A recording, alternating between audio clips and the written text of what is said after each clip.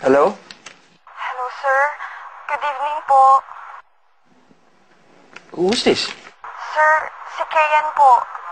Oh, paano mo nalaman tong number ko? Saka, bakit gabing-gabi na tumatawag ka? Sino ba yan?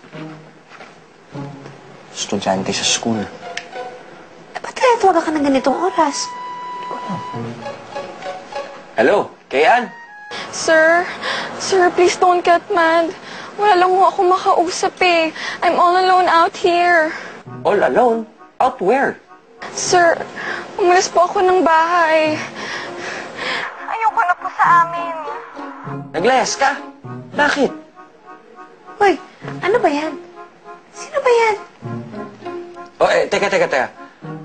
Sige, you stay put, okay? I-text mo sa akin kung nasan ka, pupuntahan kita. Hoy, ano sabi mo? Kailangan namang hayaan ko yung batang pakalat-kalat ng 10 oras ng gabi, no? Daming nagkalat na loko dito sa Maynila. Ano ang plano mong gawin dyan kay Kea na yan? Eh, di... kukumbinsihin ko umuwi sa kanila. O tapos? O tapos ihahatid natin. Eh, kaya nga kasama kayo, di ba? Para wala nang masabi magulang. Okay. Sige na. Hanapin mo na yung bata para makauwi na tayo. Santok na antok ako.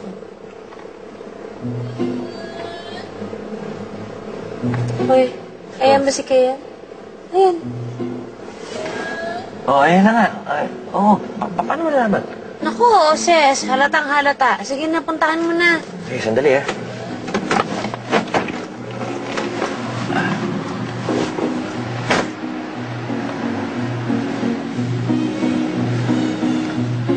Ano kaya? Tara na.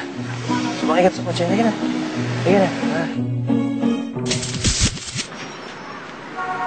Sabi ko, naaawa ako sa asawa ko dahil teacher naman yun.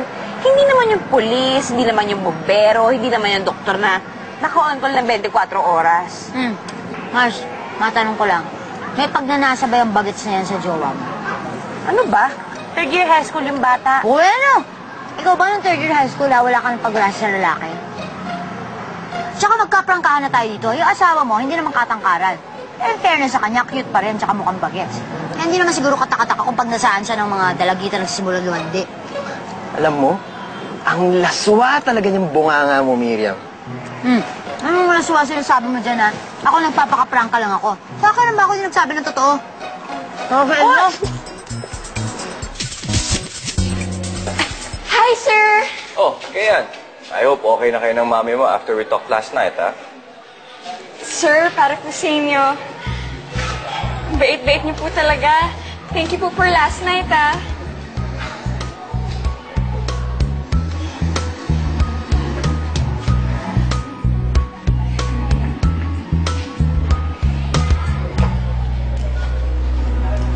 Nakita mo yun? Hindi ba si Sir Cecil, brother-in-law ni Denise? Ikaw talaga. Talaga? Grabe ka naman. Hindi naman pwede yun. Sakat yan eh. Okay ka rin, ano? Oras ng trabaho, nagtitelebabad ka? Sino? Sino yung kausap mo, ha? Ate, di ko po kailangan makikipagkwentuhan lang po. Ganon? Hello? Who's this, please? Ano? Huhuparin ko na ba? Ano? Mami na yung kamay mo. Oh my goodness. Shame on you! I repeat, shame on you! Bakit mo binigay sa akin ng telepono? Alam mo ba kung anong lumalabas sa bunganga ng lalaking ito, ha? Bakit ate? Okay naman na. Cute, di ba? Cute, ha? Cute. Aray ko ate, aray ko ate, aray ko ate.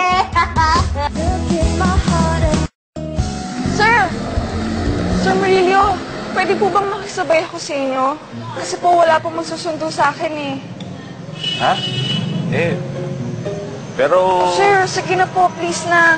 Kasi po, inintay na po ako ng mami ko eh. Baka po pag hindi ako nakauwi kagad, baka magalit na naman po sa akin yun. Sige. Halika. Oh, so ano na ngayon? Naniniwala ka na sa amin?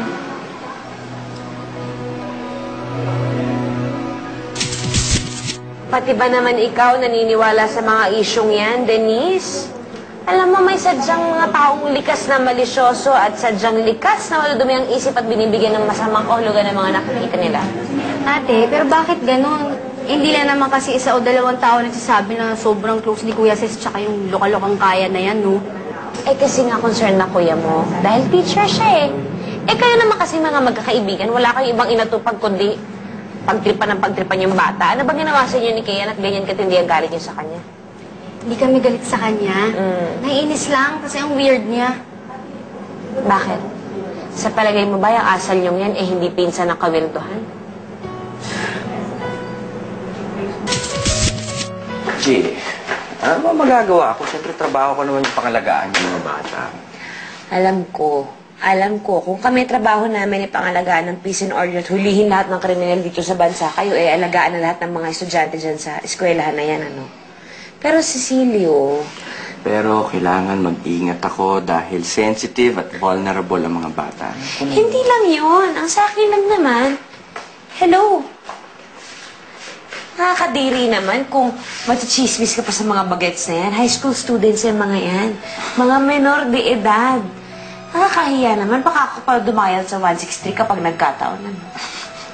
Ano ka? Cecilio, Georgina, busy ba kayo?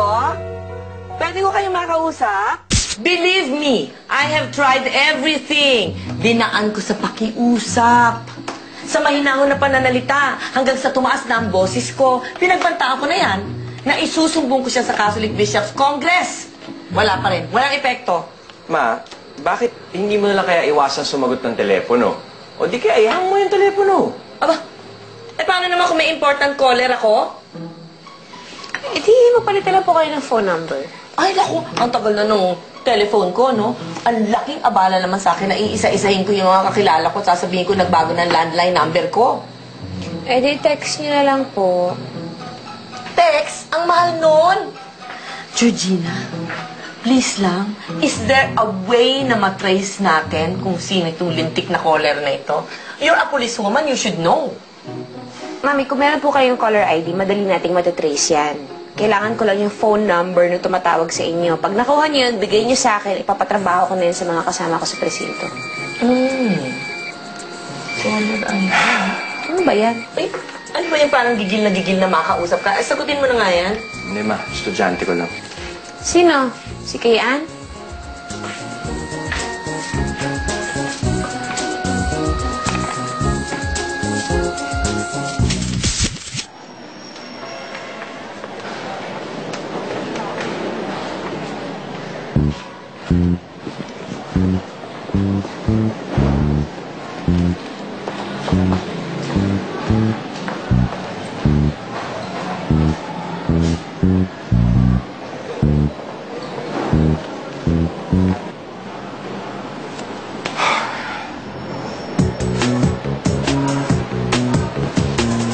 Tingin dyan.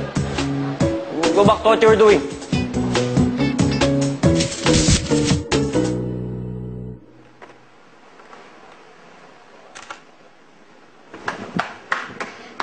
Ma'am, may bago tayong telepono. Caller ID. Ay, wow! Galing naman yan! Bakit? Alam mo ba kung ano ang caller ID? Siyaw naman, de. Ay, hindi. Oh. Eh, bakit kawa ng wow dyan? Alam mo, yung caller ID, ha? Matutulungan tayo para malaman natin kung sino yung tiyonggong yon na bumabastos sa atin. Ha? Ay, ma'am! Gusto niyo rin siya makilala. Pag nakilala niyo, pakilala niyo din sa akin, ah. At bakit mo naman gusto makilala pa yung manyak na yon? Eh, kasi, ma'am, close na